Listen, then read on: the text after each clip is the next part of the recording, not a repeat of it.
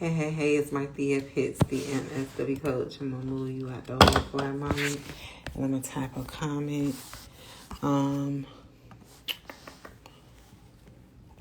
Give me just a moment to type a comment.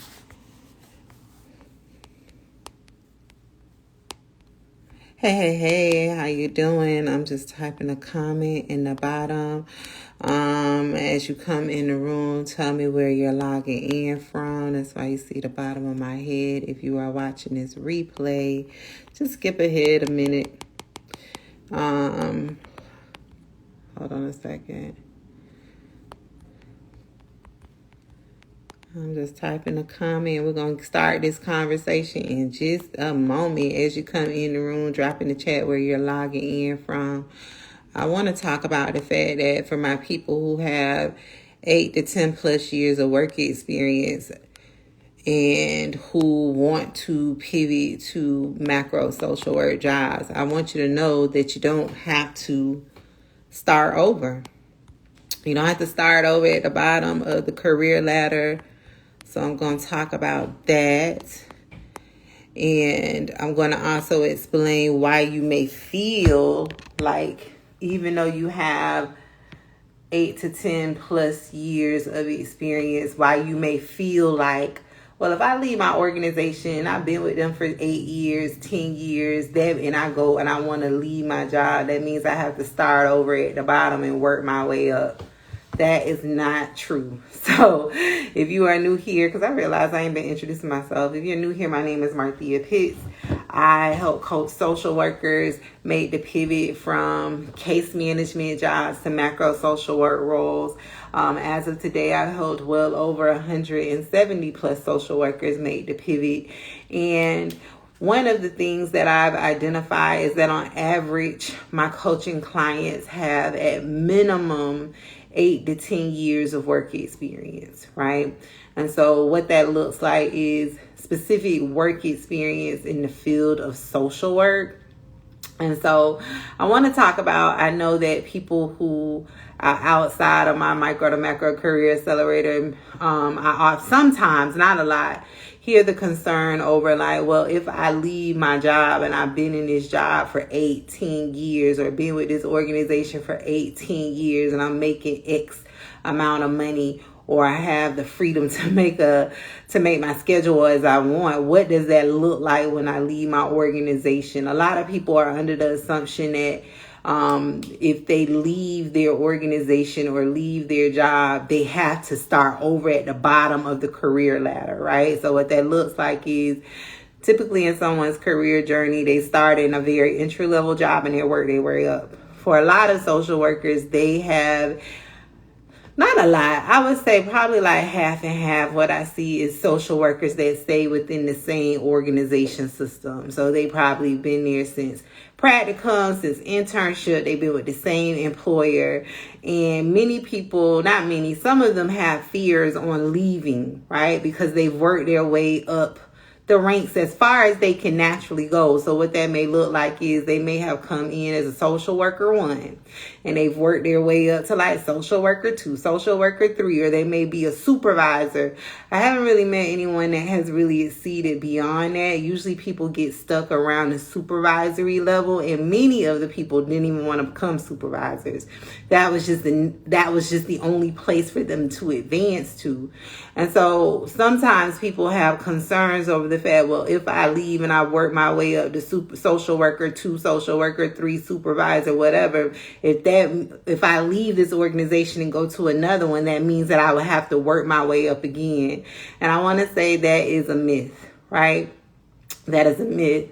And a large part of the reason why you think if you leave an organization, you'll either lose your salary or have to work your way back up to the bottom of the career ladder is because you don't have enough accurate career information to really assess your value in the job market and what opportunities are out there for you that are either at the equivalent of where you are or above that. So on average, my coaching clients, many of them, not a lot of them, but a few of them have reached like the ceiling in their social service agency where they are a supervisor, a team lead, a program coordinator. They've like worked in many different roles within an organization. They've been there like 8 to 10 plus years, and there's nowhere else for them to go.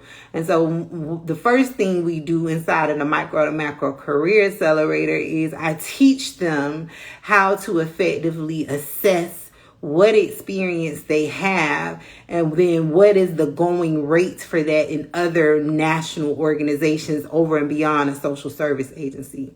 So I wanted to come on and talk about the fact that many of you may have a fear of starting over, or think that if I leave my job, I'm going to have to go work my way back up from the bottom, and I don't want to do that.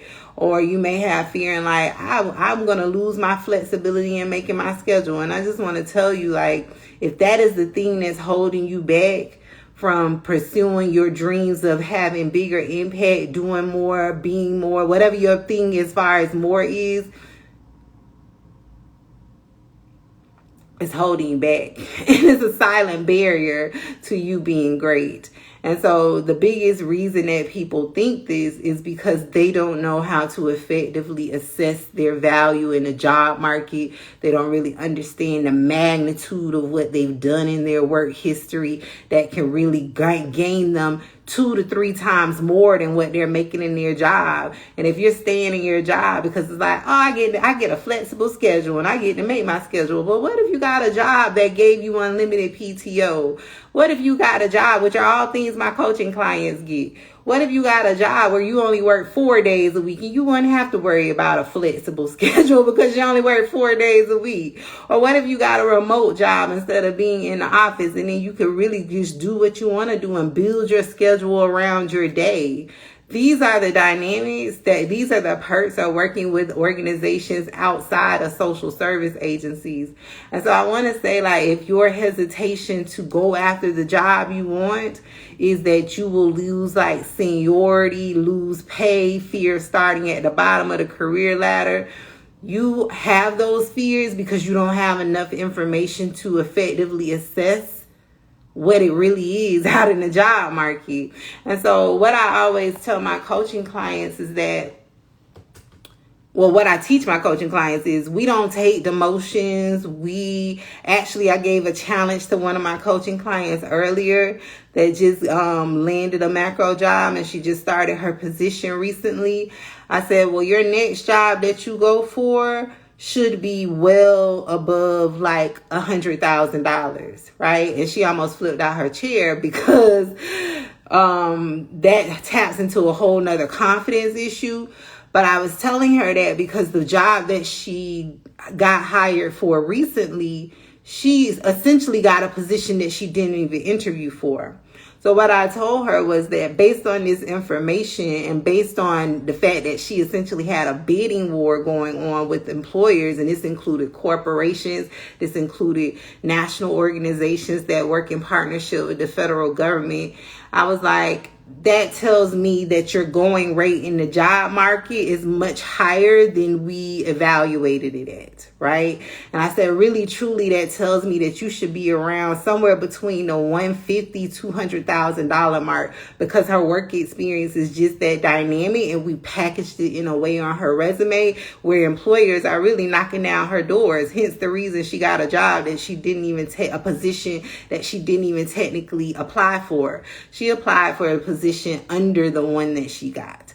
So I say that to say that if your fear of leaving your current job is that you won't be able to make as much as you're making now, you're thinking too small and you don't have enough information. And that's a part of the reason why I'm having the live webinar that I'm having on next Sunday, October 13th, to teach you the top 5 transferable experiences that every social worker has, regardless of where you work, regardless of what setting, what organization, what population. So you can see on paper in a compare and contrast type of way what macro employers are looking for. Right? And then if we go even deeper against that, I may even add that piece in there, what they're paying for these experiences that I'm going to be sharing in the live webinar. And so I really want to say, because I read a social worker wrote that somewhere on the internet recently about like how they love their job and it's the flexibility. I'm like, if you stand in a job where you can't convince me you're making more than like $60,000 because of a flexible schedule, you thinking too small. Because again, the perks of working with a national organization are plentiful. The national macro organization that I worked with last, they actually shut down during the winter holidays. Right? So that would be Christmas and Thanksgiving. From the gap between Thanksgiving and Christmas up into the new year, the organization shut down and went down to like a skeleton crew. You could come to work if you wanted to, but everybody from the CEO down was off work. That's the same thing with another one of my coaching clients. Her organization does 4-day work weeks. So if you are staying in jobs that you don't like, that you clearly are not aligned with, that on a deeper level, you can't stand behind the thing because of a salary and fear of that you will have to start over, or in fear of losing a flexible schedule, you're thinking too small. And the reason you're thinking that way is because you don't know what all opportunities exist out in the job market. And so I really came on to encourage you to learn what's out there. What is your going rate in the job market? What opportunities exist out for you? What other benefits are there out there? Right? Because I worked with a nonprofit before, and I did it for 1 year. It was too much, too much. Moving the furniture, cooking the turkeys, driving the babies, folding the clothes. I was like, I didn't go get a master's degree to do this. But anyway, I've been there before. And the lure of a flexible schedule, because I could make my own schedule. But at the end of the day, I wasn't making enough to live. I still had to work multiple other jobs, have multiple other side hustles. And it's like, okay, so yeah, the lure of the flexible schedule I can see could easily keep someone here, but the goalpost should be bigger. So really the conversation here today is I want y'all to dream bigger, not even just dream bigger, but know that you can get bigger, you can get more, you can do more. And if your fear of starting over is keeping you in a place of lack or in a place of little, in a place where you have to stay small, I challenge you to reframe your thinking and really educate yourself around what are the opportunities out there. Because what I always say is you are dynamic at what you do. You're excellent at what you do. My coaching client that I just taught about, what she did in her micro job was next level. It saved her organization millions of dollars. That's why she started a bidding war once I uncovered what she did and put it on paper and put words to it and explained to her what this looks like, why this experience is so valuable. And that's the same with many of you. You all are creating programs. You are conducting informal research. You all are like really modernizing the organizations that you're working in. That stuff is worth dollars. It's worth dollars. It's in demand. And if you have more than 8 to 10 plus years of work experience, if you're staying in your organization in fear of having to start over, I want you to know that your fear is not real. It's not real. Because if you have the right coach, which is me, if you have the right coach, you don't have to take demotions when you work. My people don't take demotions. We don't go down. We don't go volunteer. We don't go network. We go get paid top dollar. That's why on average, my people for their salary make more. When they get their first macro job, they start earning 2 to 3, even 4 times more than what they were making in their social work jobs. And the flexibility they get with the schedule is out of this world. That's why my people are able to travel internationally. You can't jump on a plane and be back in a weekend to go to Greece. My birthdays, like my people travel all the time. They're buying homes, they having babies, they're prioritizing their relationships, they're getting married, they're thriving all the way around the board. So I encourage you, if you have anywhere between 8 to 10 years of work experience and you're staying because of fear of starting over, I really want you to do a self-reflection activity and write down what are the benefits of staying in this job. And then on the other side of the paper, what are you losing? what are you losing?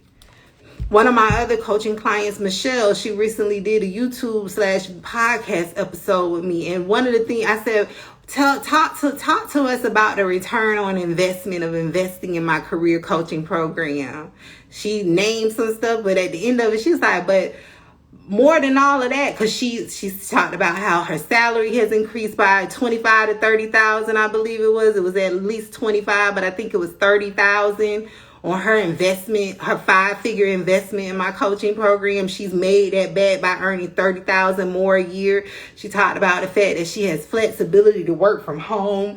She can support her elementary age son, like in his sports activities and science activities, and taking him back and forth. She doesn't have to be at the food pantry all day and all evening. And then she said, on top of all of that, and that's when I almost jumped out my chair, she said, I have peace. She said, that's worth more than anything. I have peace now. Right? So if you are staying in a job because of flexibility or a fear of whatever, insert your thing, I want you to really write down, what are you gaining? What's the pluses and what's the minuses of staying? Right? Because I've provided to you a solution.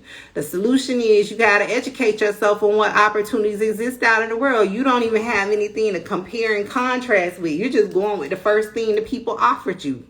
Oh, we're going to give you a flexible schedule.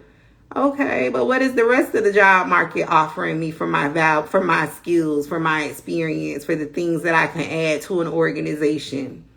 Right? So my objective with my coaching clients, and one of them repeated this the other day, is to get you to a point where you can turn down jobs. And they do that. One of my coaching clients said that the other day, she was like, it felt good to say, no, I'm not interested in the position. She was like, oh, I would have just took it because it was offered. I said, that's the goal. I've done my job. Right? You should be to the point where you turn down job offers because it doesn't align with your non-negotiables and what you want to do. Because at the root of it, what my wish is that people stop settling. Right? Settling for a little bit. I had a social worker tell me one time in a get to know you chat, and she didn't enroll in my program, but she basically was saying how she has learned to live on the little. So I said, well, just because you learned how to do it doesn't mean you need to do it forever, right? And so I really encourage you to do some self-reflection activity. Do the thing that I said earlier, and really determine or assess, are you staying out of fear of starting over because you don't have enough information about what job opportunities are in the market? Or are you staying where you are if you have 8 to 10 plus years of experience because that's where you want to be? Now, if that's where you want to be, that's something completely different. But if you're staying there because of fear, I'm telling you, your fear is because you don't have enough information. You don't have enough information. And so again, that's why I'm having a webinar on next Sunday, August 10th. It ain't for me. I already know the stuff. Like, I'm doing this because I want to highlight and show you all, like in a case study example of, you already have the experience. And this is what it looks like in the job market. And this is how much this goes for. Right? Because I know for me, I need to see stuff on paper. So I'm going to be doing case study comparisons. The ticket only $25. $25 is the first time I've ever shared publicly part of an exhaustive list that I've developed for my coaching clients as far as what experience you have that makes you qualify, where you don't need another degree, you don't need a certification, you don't need a license, you don't need none of the stuff the people in the streets are telling you. You just need to know how the experience you have is valuable to macro employers, and how to articulate that, and how to align that with what you're interested in. Another thing that you should know is, for my people with 8 to 10 plus years of work experience, is that just because you've done something in the past does not mean you have to be married to that for your new macro job. Not when you work with me. I can't talk about nobody else out in the streets. When you work with me, I help people pivot into completely unrelated areas. Why, Marthea? Because on average, social workers that work with me, they never wanted to do the type of social work they're doing. They were either forced into doing it. It was the only job opportunity available. They attempted on their own to maybe get a macro job before it was unsuccessful. Maybe they were taught into the thing. Right? So my people come from having school social work. I had a school social worker one time that had been doing school social work for 20 years. She had tried several times over that 20 years to pivot into macro level work. It was unsuccessful every time. After working with me, she landed a job at a research institution, which is what she wanted to do. She wanted to do research. However, she didn't know like how to do it, what it looked like, what type of research she wanted to do. And she only had a master's of social work degree. So using my framework, I was like, let's look at what you're interested in. What do you like? Because we need to work to improve your career satisfaction rates. So she was like, in my free time, I love to play a cultural instrument. Okay. What population are you passionate about? We figured out she's passionate about immigrant rights, right? And integration into American society. I said, bingo, we could get you a job doing that, but doing it in a research environment. And she landed a job at a research institution where she now is a part of an effort, a study, well, like a longitudinal study where they are researching the experiences of immigrants using the cultural arts. And she was a school social worker, never did research a day in her life, right? So I say that to say, like, many of you are staying in jobs. And again, this conversations for people with 8 to 10 plus years of experience. Many of you are staying stuck in jobs because you think that's your only option, and it ain't. You don't. It's not. Why do you think it's so hard to transition to macro from micro?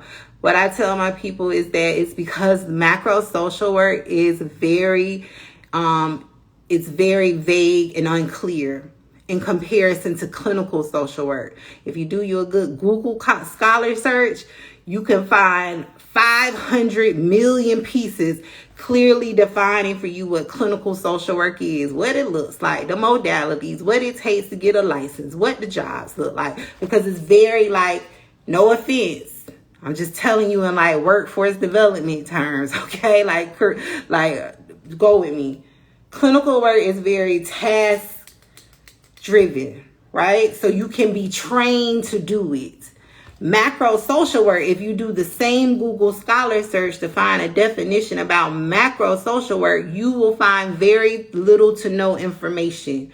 Where the information you find is very conflicting in nature. Depending on the scholar, the definition will be different. Depending on who you ask, their definition may be different. Some people say macro social work is only political social work, when it's not. It's just a different area of practice.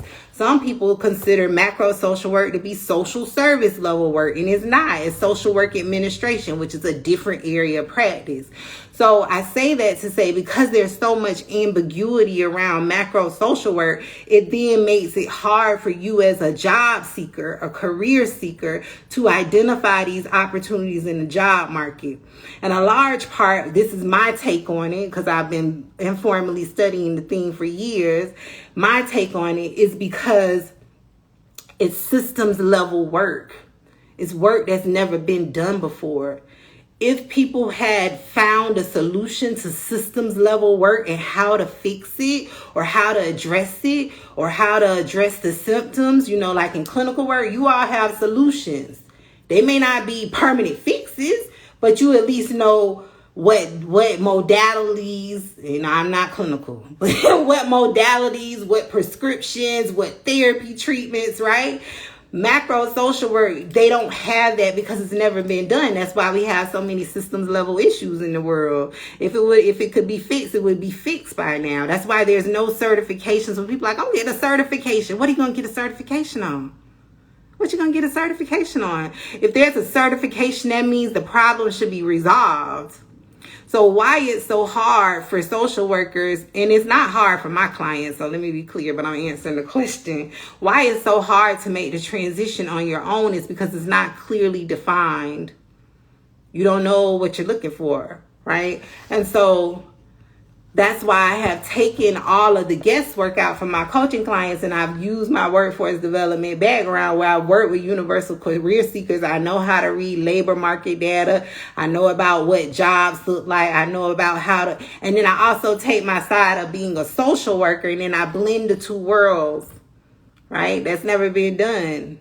Not for me. Right? Because when I came out, I thought that I had to start at the bottom of the career ladder, just like everybody else, even though I had a whole other life before becoming a social worker.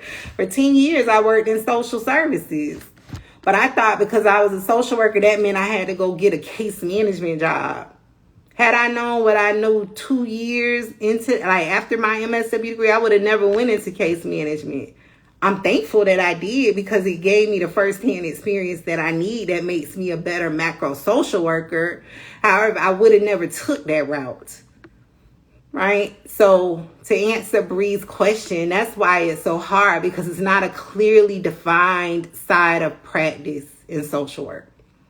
However, other professions have defined it really well, right? That's why a lot of social workers go get public health degrees, go get masters of public health degrees when they already have master's degrees, because you can clearly look at a public health situation and they're talking about the ACEs. What's that other thing y'all like to talk about on public health? I always forget.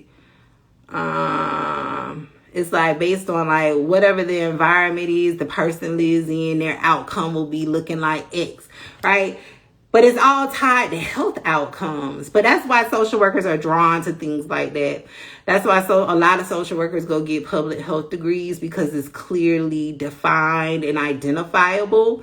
However, your transition to macro work can be easy. You just have to take your time and go through the process to educate yourself. And that's what I teach my coaching clients. What I do with my coaching clients is way more than resume writing. I'm teaching them how to develop their expertise around their area of interest. I'm teaching them how to become the top 5% of their new industry and profession. I have one of my coaching clients, she was recently promoted and she's now in the philanthropic space. And it's because when she was in the accelerator, I taught her how to be the expert around her respective area, right? And that is nothing that won't be taught in the social work program, because she's interested in a whole nother industry, which is philanthropy.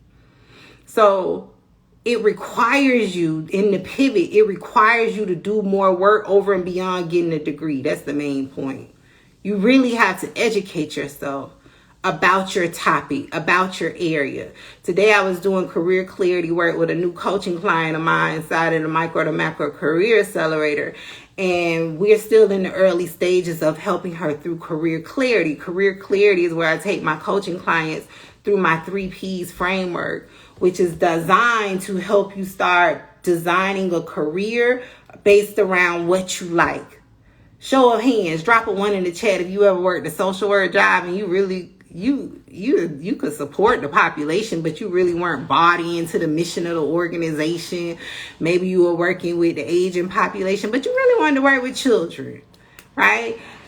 I help my coaching clients build their career around what they're really interested in. So today we were doing career clarity work, and we got to the 3rd P, which is population and or issue. And so the issues that she has sketched out right now are issues that impact African American children in the child welfare system, issues that impact African American people in the healthcare system and the improper treatment that they get, and then also people in the justice system, justice impacted individuals. And so because we're still refining this down, right? It usually takes 30 to 45 days to go through the career clarity phase, because there's a whole lot to it. It's a process. But I was asking her between yesterday and today when we met, I said, or Friday, I think it was, I asked her, I said, what are the common issues that all of these groups experience that are of interest to you? And she named generational trauma. She named racial trauma. And she named, I don't know what the other one is. I could look at my notes real quick. But she named those things, and I was like, okay, so the systems you're saying that are guilty of inflicting this upon your target population, I can't pull up my notes, are like social service agencies. Right? The healthcare system serves the public. Child welfare serves the public. The justice system serves the public that's being forced to go there. And so I was like, what is the outcome? Like if those populations weren't subject to these racial inequities, right? What would be the outcome that you're looking for in their lives? And essentially she was saying like equitable treatment. This is me putting it in my own words. Those weren't her words. But equitable treatments, right? A fair turn at like living life. I said, okay, I like that. Right. And again, we're at the early stages. We want to drill that down even more. The homework I gave her was, okay, so how do you define racial trauma? Oh, generational trauma. Did I say that? I don't know what the third one was, but I was like, how do you define racial trauma? How are you defining generational trauma? Because if you just set out and look for a job where they are doing work around generational trauma and they're talking about trauma from the standpoint of, I don't know nothing about this because this is her area. She's the subject matter expert. But if they're talking about it from like mother-daughter issues, and you're talking about it from the fact that these people were oppressed, decades ago, then you're not going to be in alignment because you're not talking about the same thing. You have two complete different definitions. So the point of me saying all of that is that it's a process and that you can move into jobs that are aligned to what you're really interested in. I did a free career planning action session last Sunday for those who get my emails. And the first half of the session, I asked them if they had a magic wand, what would be the issue they would want to fix in the world? And the things they said were next level. But guess what? The things they said they wanted to fix had nothing to do with their current social work jobs. Right? So I had somebody say they would want to cure Alzheimer's. I had another person said they would want to have mental health care treated just the same as physical health care, like medical health care, to be covered by health insurance. I had people say they wanted to work with children of incarcerated parents, girls specifically, and help them build their confidence, but they're working as medical social workers. So my point on all of this is saying that you really want to pivot. You really want to leave your current job because you're not doing aligned work, but you haven't left yet. And again, this is for my people with 8 to 10 plus years. You haven't left yet because you think your work has to look like what you did in the past, and it doesn't. Not when you work with me. We pivot into completely unrelated areas. So I feel like I kind of stayed on topic today. I didn't have my talking points, but I really wanted to say for my people with 8 to 10 plus years of work experience, if you are staying where you are in a job that you clearly aren't aligned with because of your fear of starting over at the bottom of the career ladder, or losing your salary, or losing your flexibility in scheduling, you're thinking too small. I need you to think bigger. I need you to think bigger. There are huge opportunities out here in this job, out here in the world, and you have to educate yourself. This isn't something that's going to be taught to you. So if you're one of those social workers, I'm going to say this. If you're one of those social workers that's like, oh, my social work program should have taught me this, I want you to shift. I want you to reframe, because that is not a growth mindset, right? We have to take ownership for the destinies of our own lives. So if you are like spending time, which many social workers do out on the internet, stay like ranting and raving about what the social work program they went to did not do, and how it didn't prepare them for the job market, and how it didn't teach them to be business owners, go teach yourself. I know that may sound harsh, but go teach yourself. You got to have a growth mindset. Right? We can't, I heard somebody say that the other day. I said, oh, I'm going to say that to my people. We can't be victims. You have to have a growth mindset, right? So if you are stuck in that narrative of they didn't give me, I need you to work on that. And then next, I need you to do the self-reflection homework that I said earlier. Write down the pros of staying in your job. Write down the cons of staying in your job. And what I came on yesterday, if you weren't on the live yesterday or watched the replay or listened to my podcast, I want you to go back and scroll on my feed and watch my live from yesterday about confidence. And I was talking about the fact that many social workers, maybe it was the day before, but I was talking about the fact that many social workers in their free time do things that they really want to be doing in their work time.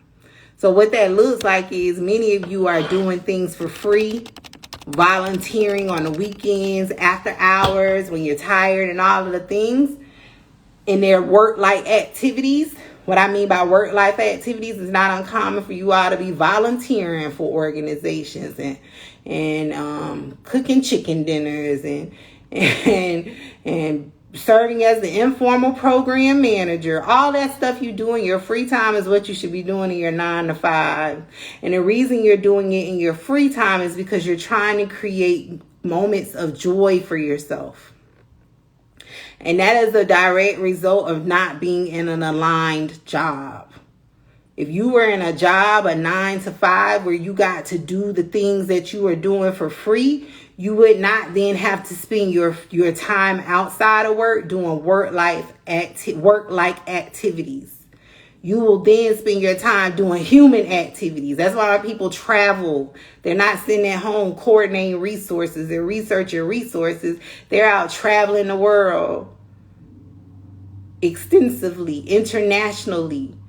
They're out eating, curating cultural experiences for themselves, not home planning to go I was going to make up a wild example. I'm going to leave it alone, right? But the reason I really want you all to work on moving to thriving, and it starts with your career choices and the career choices you don't make for yourself.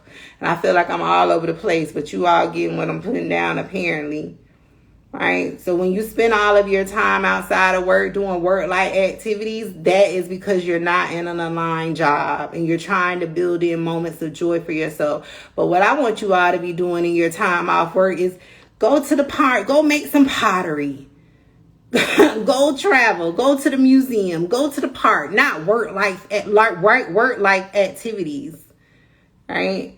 And so the webinar that I'm having next Sunday, October 13th, how you're already qualified to get a macro social work job, is designed to arm you with correct career information. Because the more information you have, the more you're better suited to make well-informed career decisions. And when you stay in a job because you fear that you will have to start over at the bottom in another organization, you are working with not enough career information. When you have a fear of leaving your job because you fear leaving your flexible schedule, you don't have enough career information. So because you don't have enough, you're only working with the little bitty information that you have. And that's usually garnered from the people around you who don't have enough information for themselves either.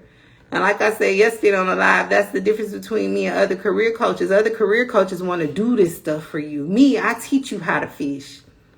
So you can go do it for years. Do it until retirement, right? That's why I don't write people's resumes.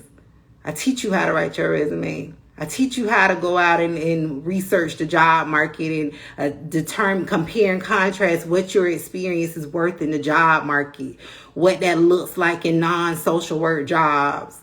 This is why I don't teach my people networking and getting referrals, because then you're at the whim of whoever decides to give you a chance. We go get our own jobs. If you wait for somebody to give you a job,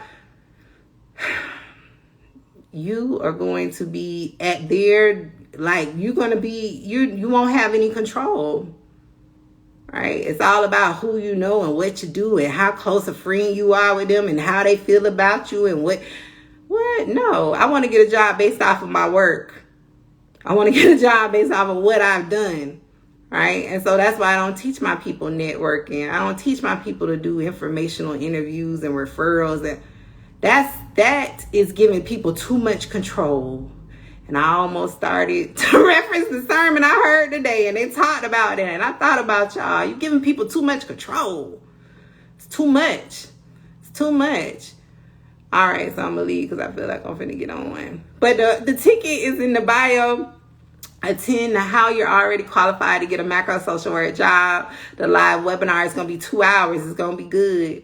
I'm sharing stuff that I never taught about publicly. I've only kept it behind the walls for my paid coaching clients. Come learn. Come educate yourself. It's only $25. Before you spend your $25 in the vending machine at work today, invest in yourself. Invest in yourself. The ticket is in the link. It's in the bio. All right, I'll see y'all next time. Happy macro career planning. Bye.